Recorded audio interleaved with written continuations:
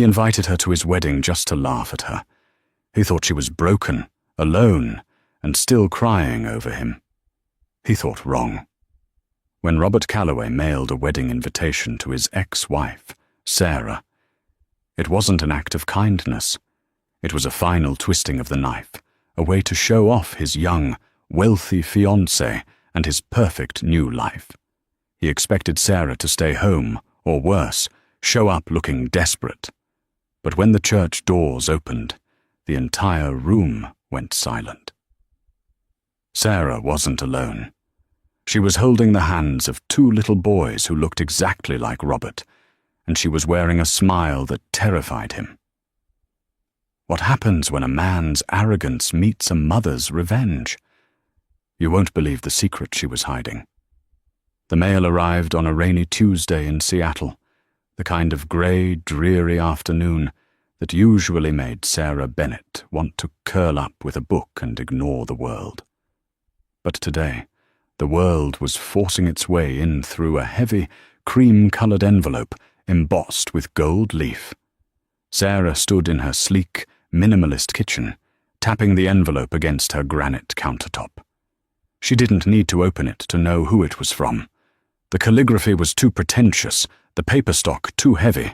It screamed Robert Calloway. 3 years. It had been 3 years since Robert had looked her in the eye, told her she was too old to be fun, and too focused on work to be a wife, and handed her divorce papers. He had walked out on their 10-year marriage with the ease of a man discarding an old coat, taking a significant chunk of her self-esteem with him. She ripped the envelope open. Mr. Robert Calloway and Miss Jessica Vane request the honour of your presence. Sarah laughed, a dry, humourless sound that echoed in the empty kitchen. He had actually done it. He had invited her. Inside the envelope was a smaller, handwritten note on Robert's personal stationery. Sarah, I know things ended roughly, but I'd love for you to see that I've finally found happiness. No hard feelings, right? Jessica is eager to meet you. Come drink a toast to the future. Rob. It was a power move. Pure and simple. Robert was a man who treated life like a scoreboard. He wasn't inviting her out of friendship. He was inviting her to witness his victory. He wanted to parade Jessica, who was 24, a swimwear model, and undeniably gorgeous, in front of Sarah, who was 36 and a corporate attorney. He wanted to show Sarah that he had won the divorce. Her thumb brushed over the RSVP card. The venue was the Sterling Cliffs, a venue so exclusive that bookings were required 2 years in advance. Robert must have pulled every string in his wealthy family's network to get it. "Mommy?" A small voice broke her trance. Sarah turned, her expression instantly softening from icy rage to warmth. Noah, 4 years old and clutching a stuffed dinosaur, rubbed his eyes in the doorway. Behind him, his identical brother, Ethan, was trying to pull a sock onto his foot. "Hey, Bug," Sarah said, crouching down. "Nap time over?" "Ethan took my sock," Noah complained, pointing an accusatory finger at his brother. Sarah scooped Noah up, kissing his forehead.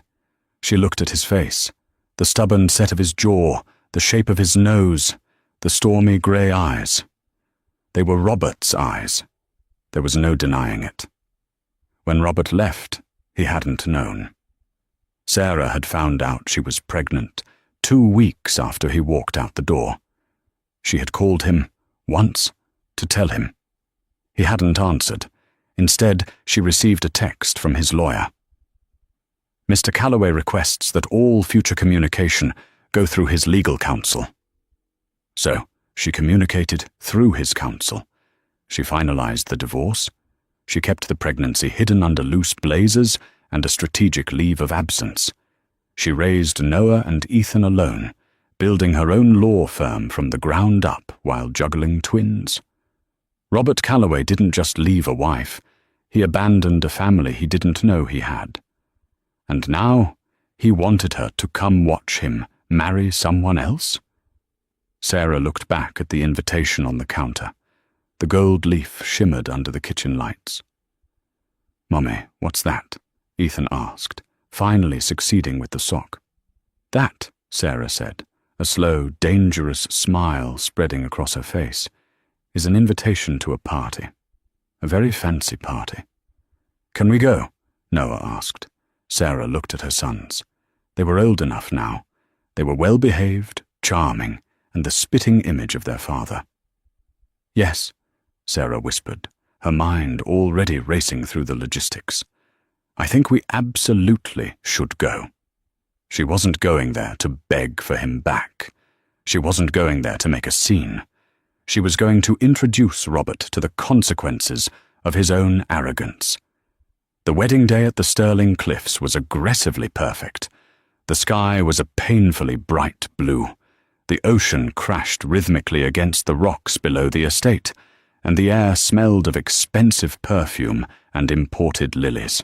Robert Calloway stood at the altar, adjusting his silk tie for the 10th time. He looked good, and he knew it. At 38, he had kept his hair and his physique.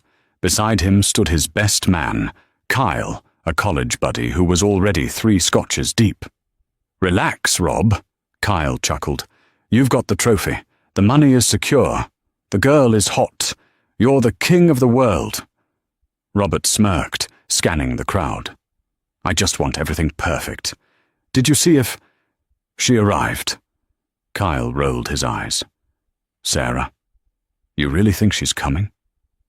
"Rob, that invite was cruel, even for you. She's probably at home with a box of wine, crying over old photo albums." "I want her to see this," Robert said, his voice dropping. "I want her to see what she couldn't keep. She always thought she was smarter than me, better than me. Today proves she isn't." The guests were seating themselves. It was a who's who of the West Coast elite. Senators, tech CEOs, and old money families filled the white wooden chairs. Robert waved to his mother, Beatrice Calloway, who sat in the front row looking like a hawk dressed in Chanel.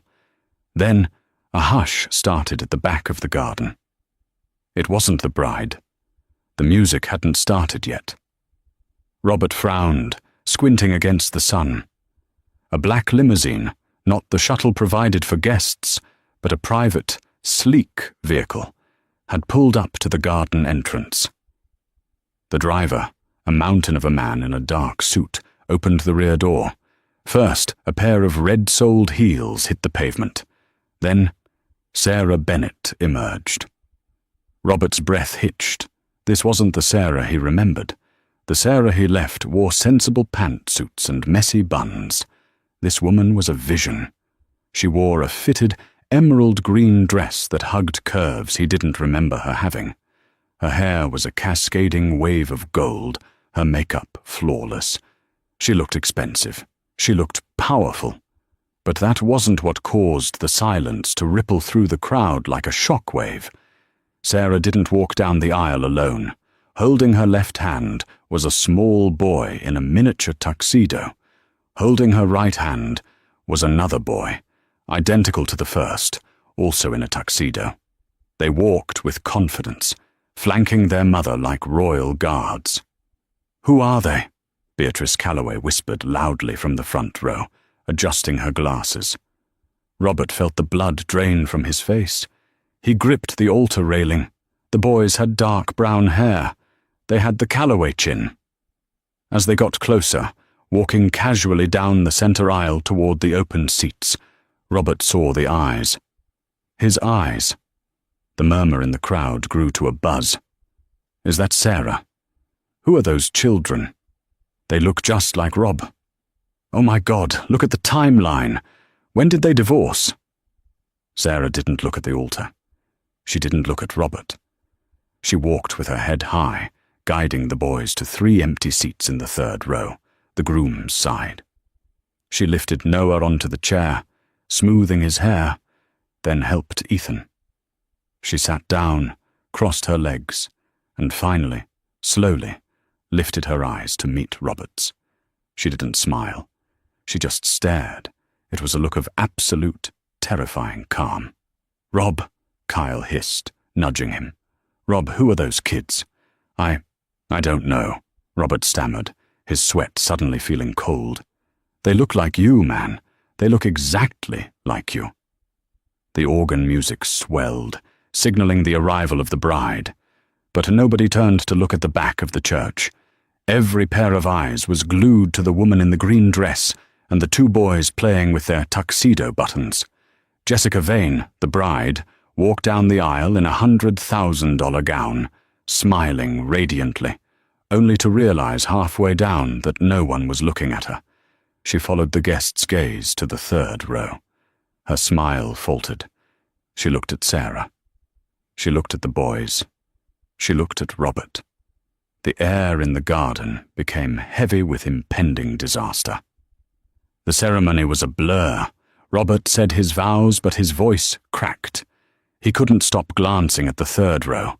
The twins were well behaved, occasionally whispering to Sarah, who would lean down and whisper back, a tender smile on her face that Robert had never seen directed at him. As soon as the officiant said, "You may kiss the bride," Robert pecked Jessica on the lips so quickly it looked like he'd been burned. He needed a drink. He needed answers.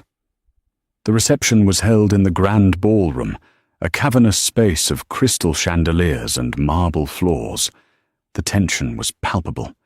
The guests were forming little clusters, gossiping furiously. Sarah stood near the chocolate fountain, holding a glass of sparkling water. Noah and Ethan were mesmerized by the flowing chocolate. "You can have one strawberry each," Sarah told them gently. "Don't get it on your suits." "Well," a sharp voice cut through the air, "you certainly know how to make an entrance." Sarah turned. Robert was standing there. He had abandoned his bride at the head table to confront her. His face was flushed with a mixture of anger and fear. "Hello, Robert," Sarah said coolly. "Congratulations. Beautiful ceremony." "Cut the crap," Robert hissed, stepping closer, checking to make sure people weren't listening too closely. "Who are they?" Sarah looked down at the boys, who were happily munching on chocolate-covered strawberries. "Noah, Ethan, say hello to Mr. Calloway." "Hi," Noah said, waving a sticky hand. "Hello," Ethan mumbled. "They are my sons," Sarah said simply. "Your sons?" Robert's eyes darted between the boys. "They're 4 years old, Sarah. I can do math. We were still married 4 years ago." "We were," Sarah agreed. "We were married when you told me you were working late, while you were actually at the Hyatt with Jessica. We were married when you served me papers. And we were married when I found out I was pregnant, 2 weeks after you left." Robert felt like he'd been punched in the gut. You were pregnant? Why didn't you tell me?" "I tried." Sarah's voice dropped, turning icy. "I called. You didn't answer. Your lawyer threatened me with a harassment suit if I contacted you personally again. Remember? Mr. Calloway requests all future communication go through legal counsel. That was for the divorce, not for this." Robert gestured wildly at the twins. "These are my children." "Biologically?" "Yes." Sarah took a sip of her water. "Legally? You signed away all rights to any future claims or assets in the divorce settlement, Robert. You were so eager to protect your stock options that you didn't read the fine print about family. You abandoned us." "I didn't know. You didn't care to know." By now a small crowd was gathering. Beatrice Calloway, Robert's mother, pushed her way through. She stopped dead when she saw the boys up close. She put a hand to her chest. "Robert," she gasped, "they have your grandfather's nose." "Mother, not now," Robert snapped. "Don't speak to me like that," Beatrice said, her eyes filling with tears as she looked at Noah. "Sarah, are they?" "They're your grandsons, Beatrice," Sarah said, her voice softening slightly for the older woman. "I'm sorry you missed their first years. But your son made it very clear he wanted a clean break." "This is entrapment," Robert shouted, losing his composure. The room went silent. The DJ stopped the music. Jessica, the bride, came running over, her veil trailing behind her. "What is going on?" Jessica shrieked. "Rob, why are you talking to her? Why is everyone staring at us?" "Tell her, Rob," Sarah challenged him, her eyes flashing. "Tell your new wife why there are 2 miniature versions of you eating her wedding catering." Robert looked at Jessica, then at the twins, then at the crowd of judgmental elites. He realized he was losing control of the narrative. He needed to crush Sarah. He needed to humiliate her before she destroyed his reputation. He straightened his spine and put on his CEO face.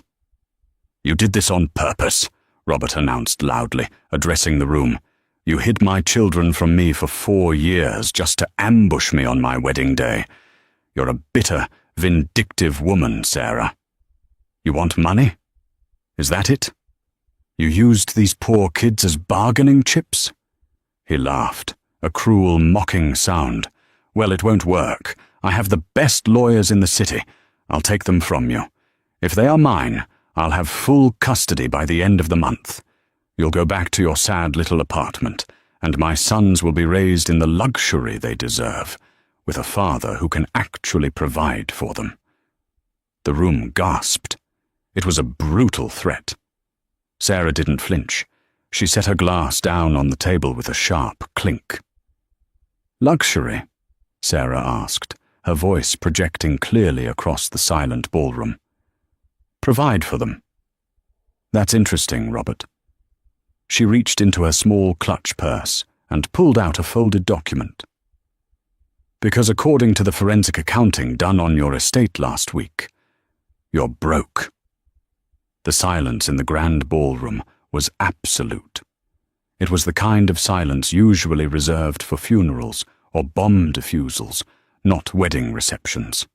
The DJ, sensing the shift in atmosphere, had completely cut the ambient jazz. Robert Calloway's face went from flush red to a sickly shade of grey. He tried to laugh again, but it came out as a strangled wheeze. "Broke? Don't be ridiculous, Sarah. Everyone here knows who I am. I'm the VP of Sales for Redwood Tech. I own the penthouse at the Luminary. I'm standing in a tuxedo that costs more than your car." "Leased," Sarah corrected him, her voice calm and projecting clearly to the back of the room where the whispers were starting to pick up speed. "The penthouse is leased, the car is leased, and Redwood Tech?" She took a slow step forward, the emerald dress shimmering under the chandelier lights. She looked like a judge delivering a verdict. "Redwood Tech is currently under federal investigation for securities fraud, Robert. Specifically the department you oversee." "Liar!" Robert screamed, stepping toward her. His best man, Kyle, had to step in, putting a hand on Robert's chest to hold him back. "You're just trying to ruin my day because you're jealous." Sarah turned to the crowd, scanning the faces until she locked eyes with a heavy-set man in a grey suit near the back. Mr. Henderson, the CEO of the bank that held Robert's loans. He looked uncomfortable. "Am I?" Sarah asked. She held up the document. "This is a subpoena. I didn't want to serve it here, Robert. I really didn't. I intended to give it to your lawyer on Monday. But since you threatened to take my children, since you threatened to use your wealth to bully me, I think everyone deserves to know the truth." She handed the paper to Beatrice, Robert's mother, who was standing closest. Beatrice's hands trembled as she put on her reading glasses. "You see?" Sarah continued, addressing the mesmerized guests. "After Robert left me, I didn't just cry. I went back to work. I specialized in corporate litigation and asset recovery. And recently, my firm was hired by the board of Redwood Tech to look into missing funds." She looked at Jessica, the bride, whose perfect makeup was starting to run with tears. "Jessica," Sarah said softly, "the ring on your finger. It was paid for with a company credit card that was flagged for embezzlement 3 days ago. The repo men are likely towing his Porsche from the valet stand as we speak. Jessica looked down at the massive diamond on her finger as if it were a poisonous insect. "Rob, is this true?" "Of course not," Robert shouted, sweat pouring down his forehead. "She's crazy. She's my bitter ex-wife." "Robert," Beatrice Calloway's voice cut through the noise. It was quiet, shaking, and devastating. She looked up from the document Sarah had handed her. "This says you are $6 million in debt. It says you mortgaged the family estate. The one your father left me." Robert froze. "Mom, I can explain. It was an investment. I was going to pay it back before you noticed." "You forged my signature?" Beatrice whispered, the betrayal hitting her harder than the public humiliation. "You stole my home." "I needed the capital," Robert snapped, his facade finally cracking completely, revealing the desperate, cornered animal underneath. "I had to maintain the image, Mom. You pushed me to be successful. Sarah was dragging me down with her mediocrity. I needed this." He gestured to the lavish wedding, the flowers, the champagne towers. "I needed to show everyone I was a winner." "By stealing from your mother?" Sarah asked. "By abandoning your pregnant wife? By ignoring your sons?" Sarah motioned to the twins. Ethan was tugging on her dress. "Mommy, that man is scary. Can we go?" "Yes, baby," Sarah said, picking Ethan up. She looked at Robert with profound pity. It was the look of pity that hurt him more than the anger. "You wanted to invite me to humiliate me, Robert. You wanted to show off your new life. But you don't have a life. You have a mountain of lies. And now you've lost the only people who would have ever loved you for free."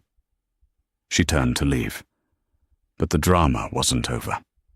As Sarah turned her back on the groom, the sound of tearing fabric ripped through the air.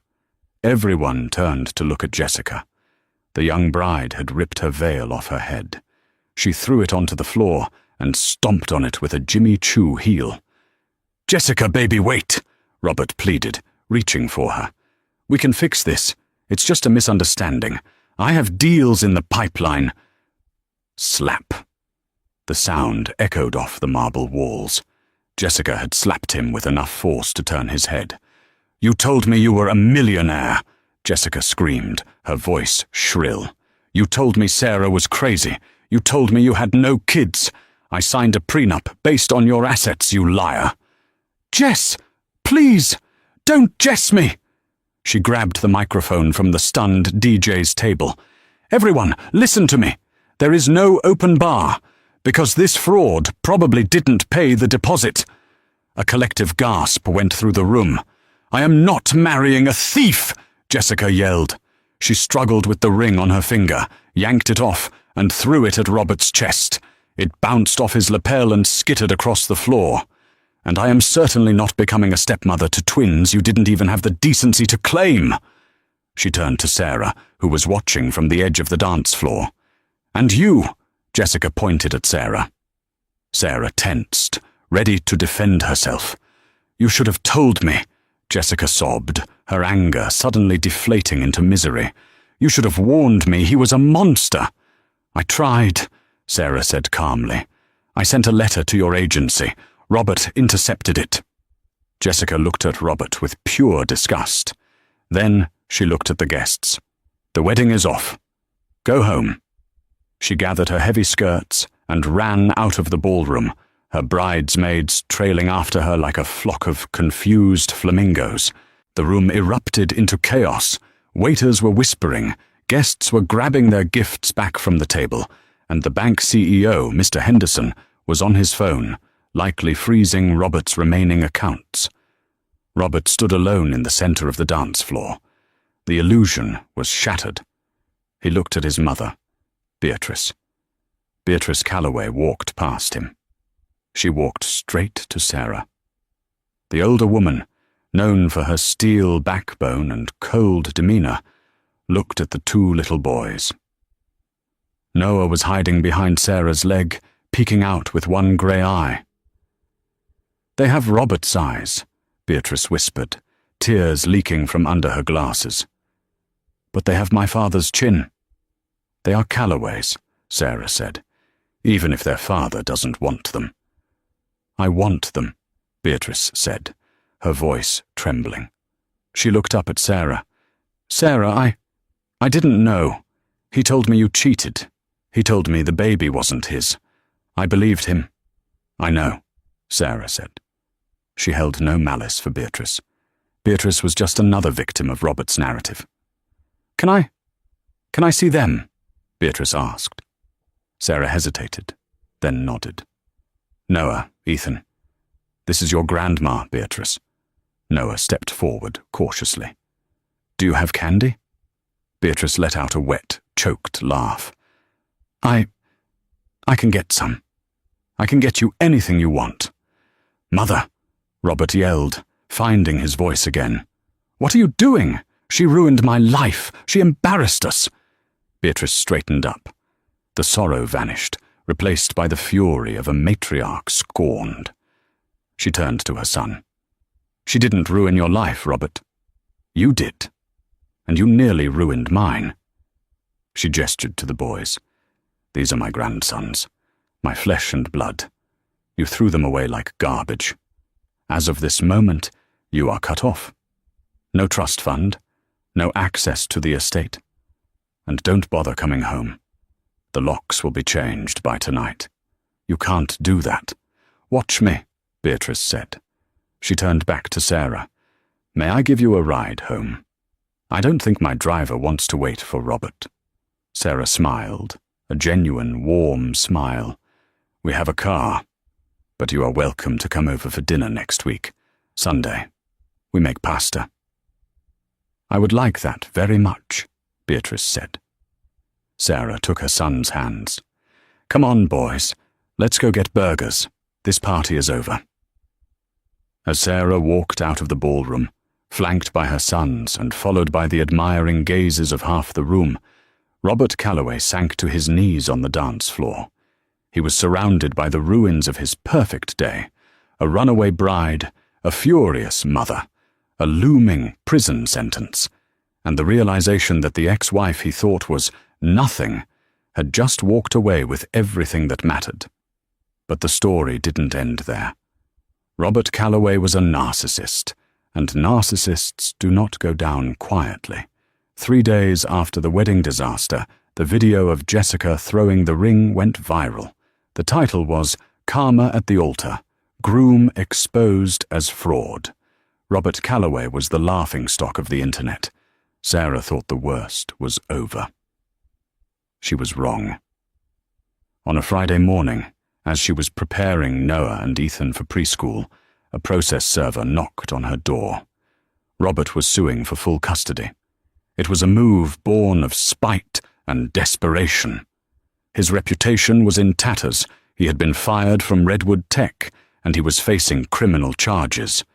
But Robert knew one thing. Sarah loved those boys more than anything. If he couldn't beat her, he would hurt her. And the only way to hurt her was to take the children. He spun a new narrative. He went to the tabloids.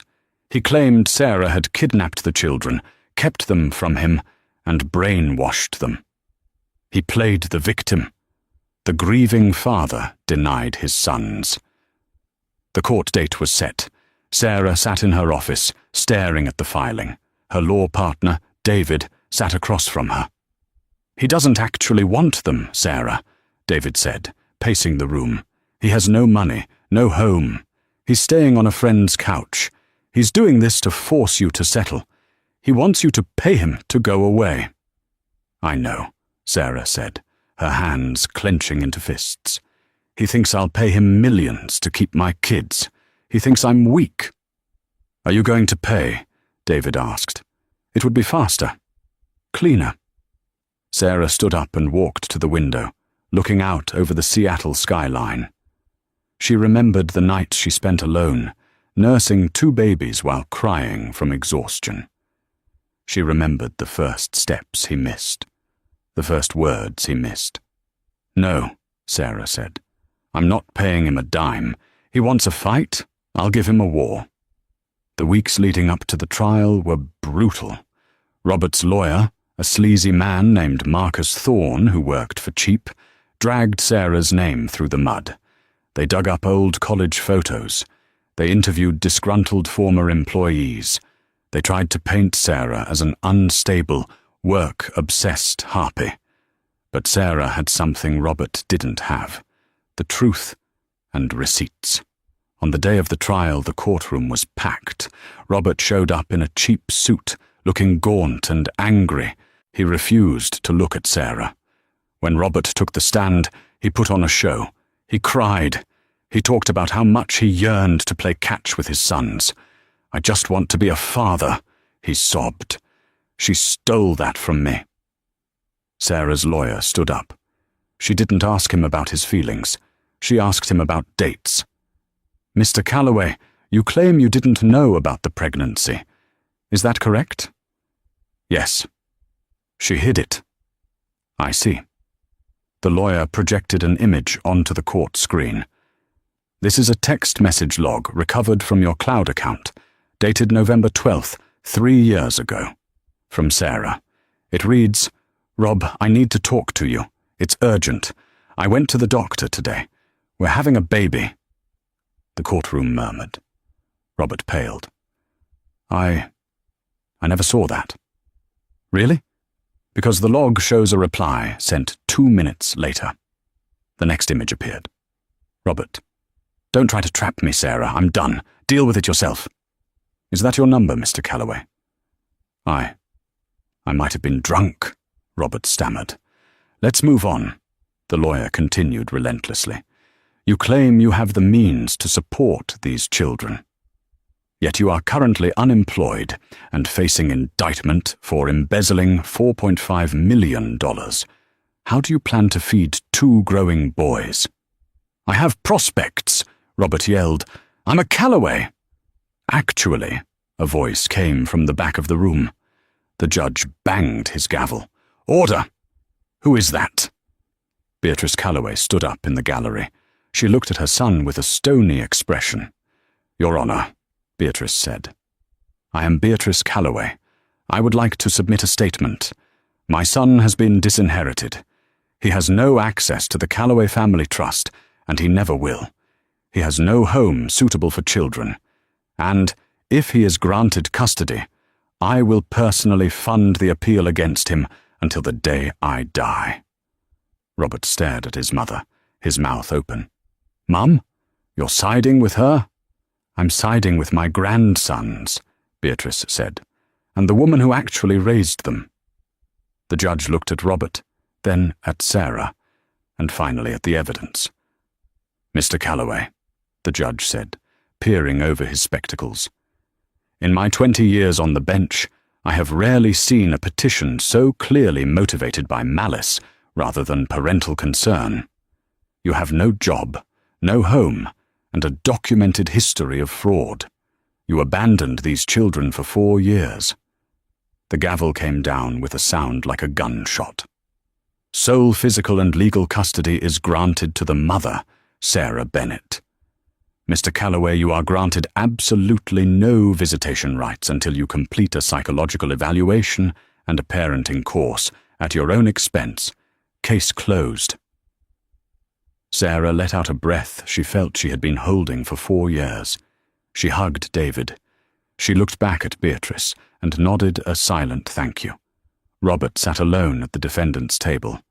He had played his final card, and he had lost.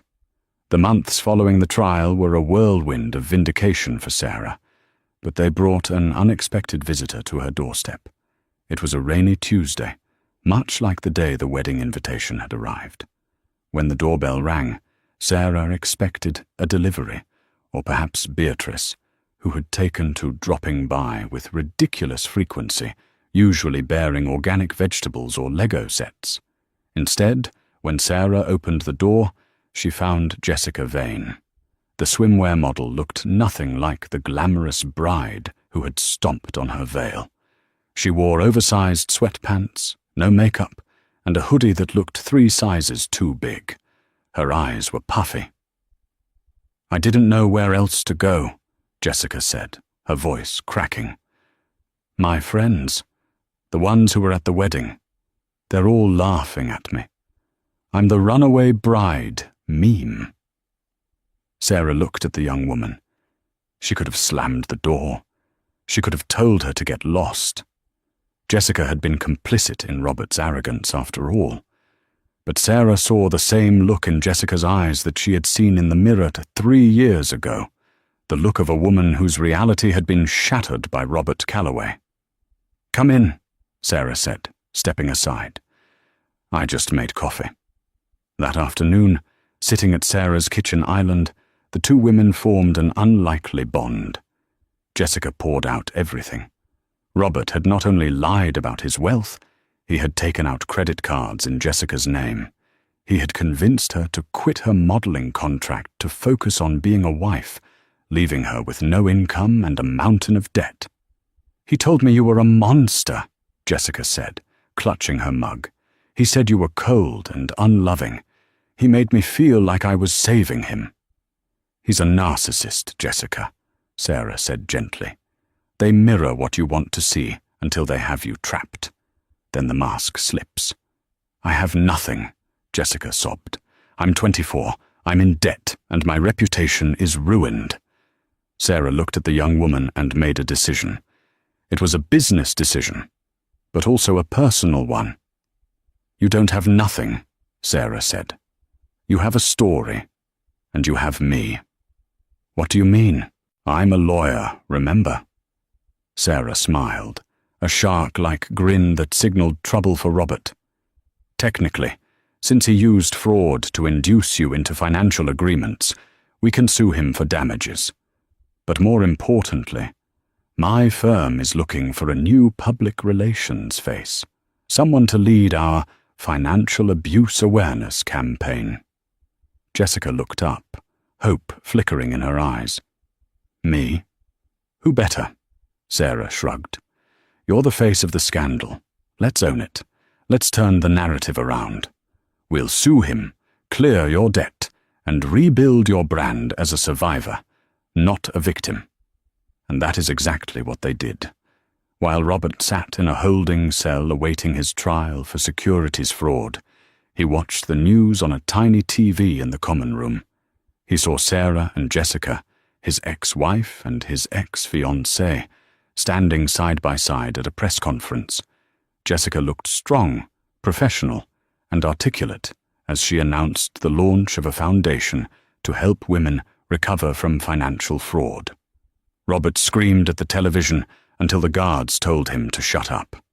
The rain in Seattle didn't just fall, it successfully erased the world outside, turning the windows of Sarah Bennett's townhouse into sheets of grey, running water. It was a Tuesday evening, 3 weeks after the custody verdict had slammed down like a guillotine on Robert's neck. The house was quiet.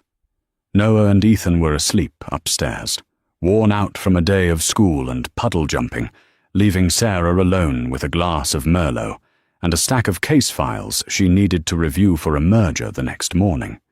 She was just settling into the rhythm of the work, the silence of the house wrapping around her like a comfortable blanket, when the doorbell rang.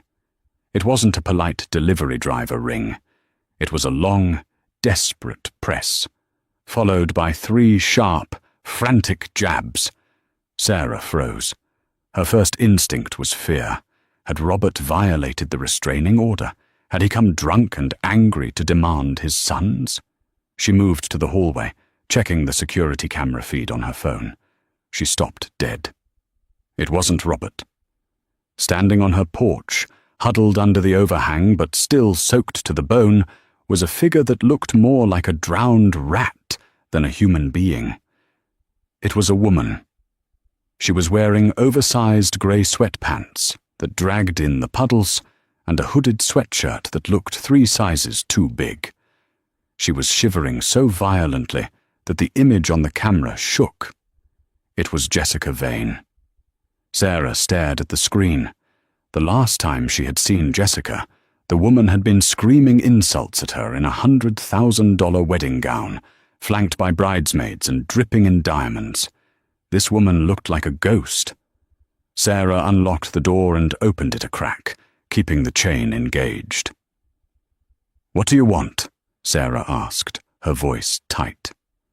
She wasn't in the business of pity, not for the woman who had happily paraded around as Noah and Ethan's new mom before the ink on the divorce papers was even dry.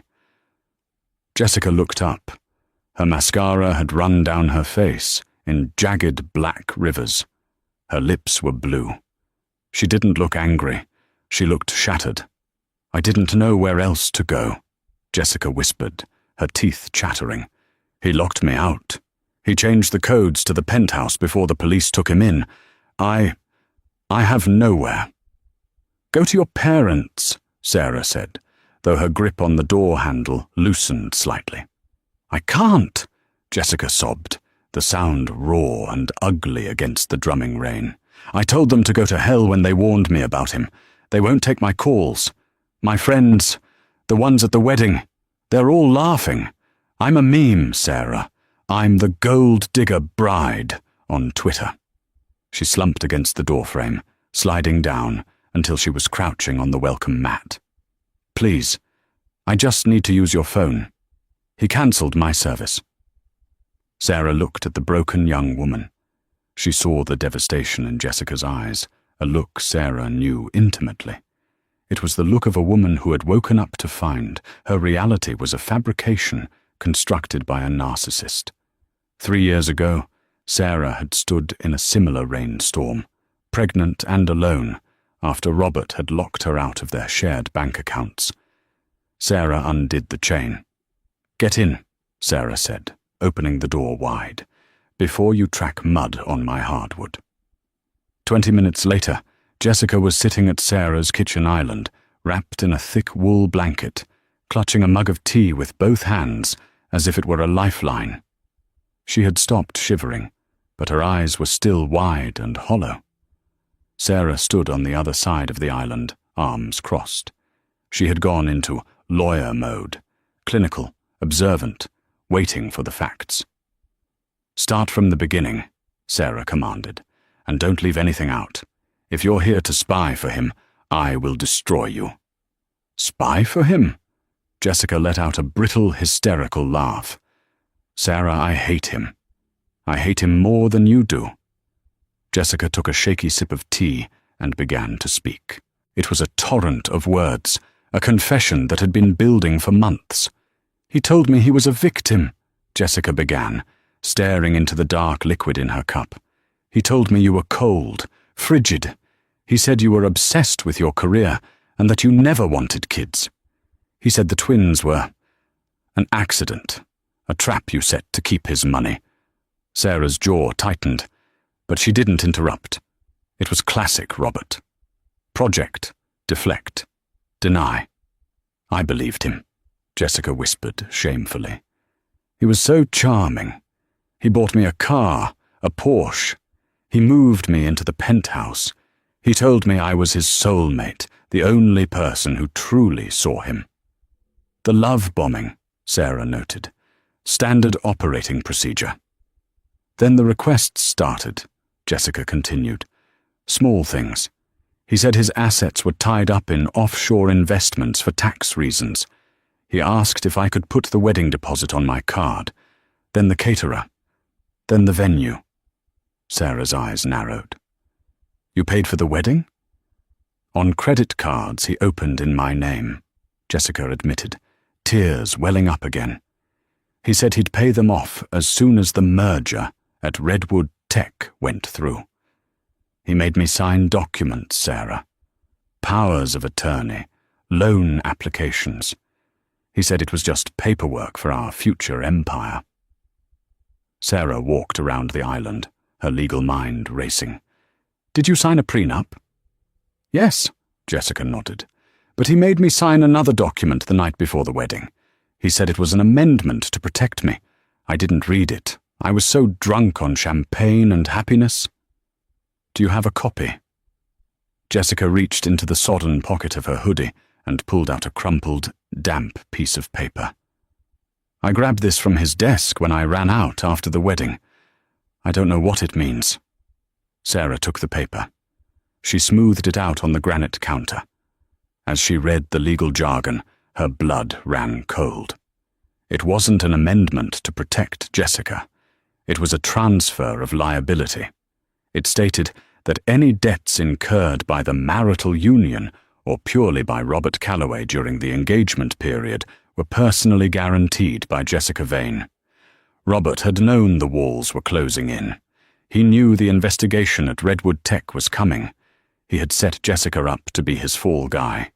He intended to saddle her with millions in debt and file for bankruptcy, leaving her holding the bag while he walked away. "He didn't just lie to you, Jessica," Sarah said, her voice low and dangerous. "He framed you." Jessica covered her face with her hands. "I'm ruined. I owe the bank $300,000. I owe the venue. I owe the florist. I'm 24 years old, Sarah. I'll be paying this off until I'm 80. "No," Sarah said. "You won't." Jessica looked up. "What?" Sarah was pacing now, the adrenaline of a new case flooding her system. She wasn't looking at the woman who had tried to steal her life anymore. She was looking at a witness, a victim, a weapon. "You said you want to destroy him?" Sarah asked, stopping in front of Jessica. "Yes." "Good." Sarah grabbed a notepad and a pen. "Because right now, Robert thinks he's just facing fraud charges from his company. He thinks the wedding disaster is just a social embarrassment. He thinks you're a stupid little girl who will go cry in a corner." Sarah slammed the pen down on the counter. He forgot that his ex-wife is the best asset recovery litigator in the state, and he forgot that he committed fraud to induce you into signing these contracts. "What does that mean?" Jessica asked, hope flickering in her eyes for the first time. "It means," Sarah said, a shark-like grin spreading across her face, "that we aren't just going to annul the marriage. We are going to sue him for fraud, intentional infliction of emotional distress, and financial coercion. We are going to prove that the debt is his, not yours. And we are going to do it very, very publicly." The next morning, the alliance was formalized. It was a strange dynamic. The polished, 36-year-old attorney and the disgraced 24-year-old model. But over breakfast, pancakes made by Sarah, eaten nervously by Jessica, the barriers began to crumble. Noah and Ethan came bounding downstairs, their hair messy from sleep. They stopped when they saw the stranger in the kitchen. "Who's that?" Noah asked, clutching his stuffed dinosaur. Jessica froze. She looked terrified of the children, ashamed of how she had ignored them at the wedding. Sarah stepped in. "Boys, this is Jessica. She's a friend of mine. She's having a hard time, so she's going to stay in the guest room for a few days." Ethan, always the more observant twin, walked up to Jessica. He looked at her red, puffy eyes. He looked at the blanket wrapped around her. "Are you sad?" Ethan asked. Jessica's lip quivered. "Yes, I am." Ethan reached into his pocket and pulled out a small, slightly sticky Lego figure. It was a construction worker with a hard hat. "You can hold Bob," Ethan said seriously. "Bob fixes things." Jessica took the Lego figure. She looked at the small plastic toy, then at the little boy, who looked exactly like the man who had ruined her life, yet possessed none of his cruelty. Tears spilled silently down her cheeks. "Thank you," she whispered. "Thank you, Ethan." Sarah watched the exchange, her heart squeezing. That was the moment she knew she wasn't just doing this for legal victory. She was doing it because Robert Calloway destroyed people. He broke them for sport. And she was going to make sure he never broke anyone again. The following weeks were a blur of strategy and media manipulation. Sarah moved Jessica into a temporary apartment, paid for by the firm as a witness relocation expense. She got Jessica a therapist. She got her a new phone. And then they went to work. Sarah's partner, David, was initially skeptical. "Sarah, she's the opposition. She was the other woman." "She was a child," Sarah corrected him, slamming a binder of evidence onto David's desk. "Look at the text logs, David. Look at the gaslighting. He isolated her from her family. He controlled her finances. It's textbook domestic abuse, just wrapped in a Gucci bow. If we help her, we don't just win. We look like heroes, and Robert looks like a predator." They filed the lawsuit on a Monday. By Wednesday, it was front-page news. Ex-wife represents runaway bride in shocking $10 million fraud suit against groom. The narrative flipped overnight. Jessica wasn't the gold digger anymore. She was the survivor. The internet sleuths who had mocked her began to dig into Robert's past, unearthing more lies, more debts, more burned bridges. But the final blow came a month later. Robert had been released on bail, his parents having refused to post it, forcing him to use a bail bondsman who took the last of his hidden cash.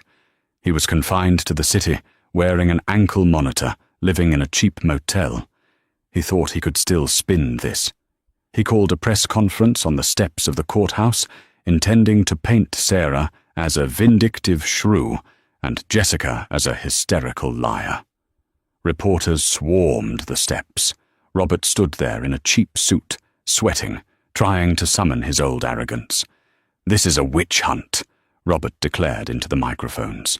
"These two women are conspiring to ruin a good man because they are bitter about their own failures. I loved Jessica. I tried to provide for her. And Sarah has always been jealous of my success." "Mr. Calloway," a reporter shouted, "is it true you forged your mother's signature?" "Mr. Calloway, did you really take out credit cards in Miss Vane's name?" "Lies, all lies," Robert shouted. "I am the victim here." Then a hush fell over the crowd. The reporters turned, their cameras swiveling away from Robert. A black town car had pulled up to the curb. Sarah Bennett stepped out. She wore a white suit, sharp and immaculate. She looked like justice personified. And right beside her, stepping out of the same car, was Jessica Vane. Jessica wasn't hiding in a hoodie anymore. She wore a modest navy blue dress. Her hair was pulled back. She looked serious, calm, and strong. The two women walked up the stairs together. They didn't look at Robert. They walked past him as if he were a piece of gum on the sidewalk. They stood at the podium that had been set up for the opposing counsel. Sarah adjusted the microphone. "Ladies and gentlemen," Sarah began, her voice carrying clearly over the plaza. "My client, Ms. Vane, has filed a civil suit today, not just for herself, but to expose a pattern of predatory financial abuse." She gestured to Jessica. Jessica stepped forward. Her hands shook slightly, but her voice was steady. She looked directly at the cameras. "Robert Calloway told me I was nothing without him," Jessica said. "He told me no one would believe me. He told me his ex-wife was a monster." She turned and looked at Sarah.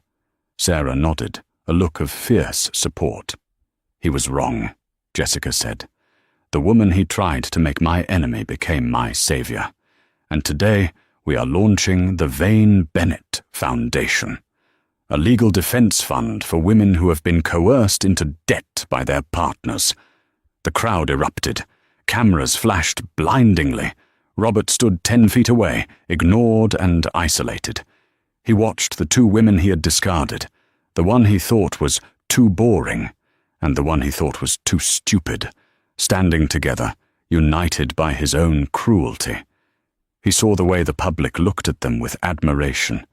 He saw the way they looked at him with disgust.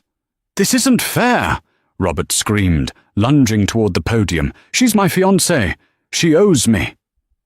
2 court bailiffs stepped in immediately, restraining him. The image was captured by 100 cameras.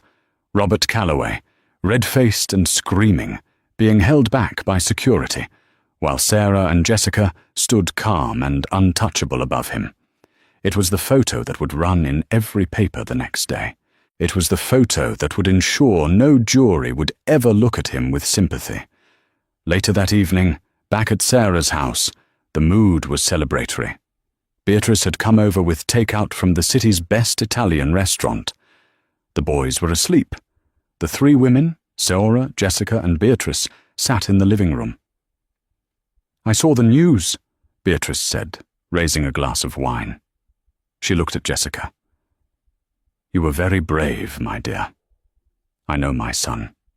I know how persuasive he can be. I am sorry I didn't warn you sooner." "It's okay, Nana B," Jessica said. The nickname had slipped out, but Beatrice smiled at it. "I'm just glad it's over." "It's not over," Sarah said, swirling her wine. "His criminal trial starts next month. With the evidence we released today, the DA is going to go for the maximum sentence. He's looking at 10 to 15 years. A silence fell over the room. It was a heavy reality. The father of Sarah's children, the son of Beatrice, the ex-fiancé of Jessica. He was going to prison. "He did it to himself," Beatrice said finally, her voice steel. "He had every advantage, every chance. He chose greed.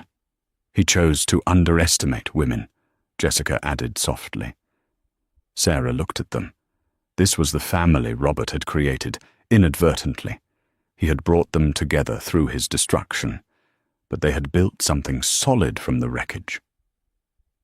"To the Ex-Wives Club," Sarah toasted, a small, ironic smile on her lips. "To the club," Jessica and Beatrice echoed. As they clinked glasses, Sarah felt a profound sense of peace. The wedding invitation that had arrived months ago had been meant as a weapon to hurt her. Instead, it had been the catalyst that freed them all. Robert had invited his ex-wife to his wedding to humiliate her, but in doing so, he had handed her the hammer to nail his coffin shut. And she hadn't even broken a sweat. Sarah told the boys he was just someone passing by. And in the end, that's all Robert was, a passerby in his own life, watching the happiness he could have had, but was too arrogant to keep. Robert Calloway wanted to use his wedding to show Sarah what she was missing. Instead, he showed her exactly what she was lucky to escape. He lost his fortune, his family, and his legacy, all because he couldn't drop his ego. It brings up a tough question. If you were Sarah, and you saw Robert standing there looking broken and poor after 5 years, would you have let him say hello to the kids? Or did he deserve to be a stranger? Let me know what you would do in the comments below. I read every single one. If you enjoyed this story of karma and revenge, please smash that like button. It really helps the channel. And don't forget to subscribe and ring the bell so you never miss a story. Thanks for watching, and see you in the next one.